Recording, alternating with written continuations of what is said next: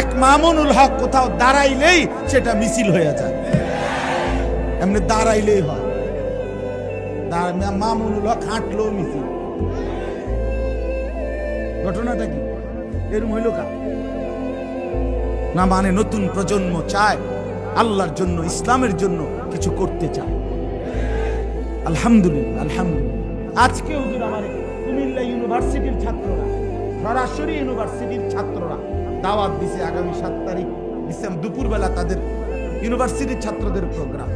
আমরা এটা বুঝছি, আমরা এটা বুঝি। আলহামদুলিল্লাহ, নতুন প্রজন্ম আলহামদুলিল্লাহ ইসলাম জানতে চায়, আল্লাহর কোরআন শিখতে চায়।